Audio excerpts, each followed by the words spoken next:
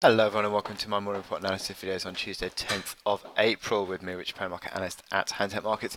We've had an improvement in risk appetite overnight. We've had a speech by President Xi of China at the Boao Forum, and he's basically sort of talked up the fact that China wants to be moving towards a much more openness of trade with other countries, helping to reduce trade tariffs, protect international companies' IP, and just generally sort of painting a far more conciliatory tone compared to some of the stuff that's certainly come out of President Trump.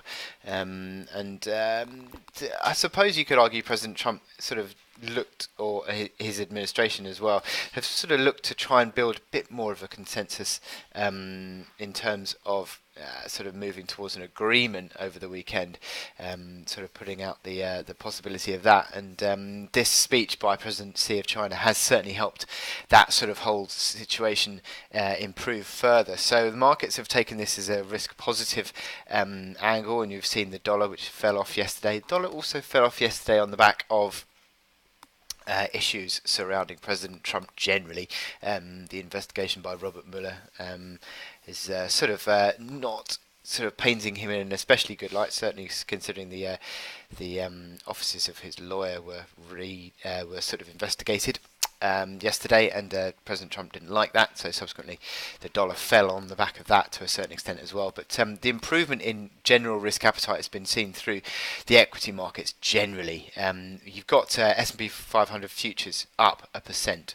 You've got European markets stronger. DAX outperforming again. The DAX outperforming in a rebound situation, so that's interesting. But also we've seen the yen weakness. That is the main sort of factor that we're seeing through the forex markets. The yen is the weakness, or is the weaker, underperforming currency. Now you're also seeing risk positive factors coming through on the current commodity currencies as well. So we're seeing the Aussie strength, we're seeing the Kiwi strength. Gold slightly lower, just about $1 or so.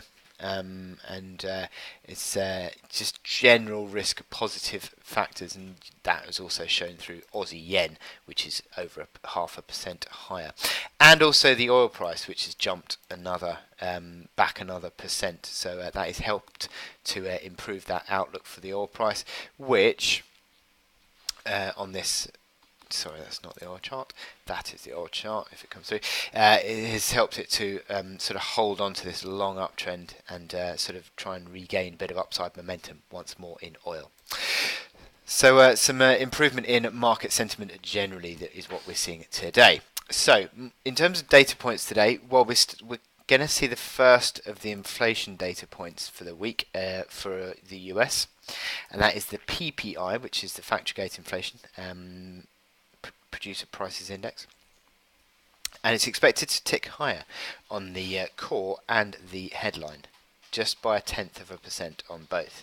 So does that set us up for an improvement tomorrow? Possibly so in the consumer data, but certainly a sort of ticking higher in the producer prices would certainly sort of help to filter through into inflation.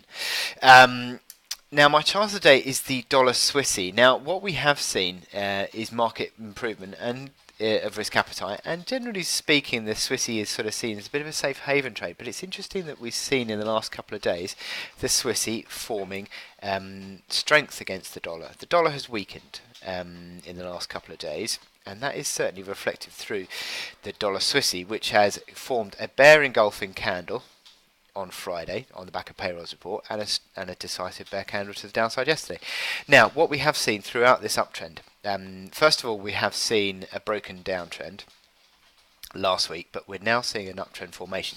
Is this uptrend now going to be tested? Because we've seen the momentum indicators which are just dropping away again. RSI into the mid 50s. I think if the RSI went below 50, which it hasn't done so since early March, I think that would be a bit of a disappointment now for the bulls, and I think this uptrend is important. You've also got the rising 21-day moving average, which has been a pretty decent gauge, hasn't it? Throughout 2018, pretty decent gauge of the run on dollar Swissy. That support comes in at 95.30. You've got the reaction low at 95.20.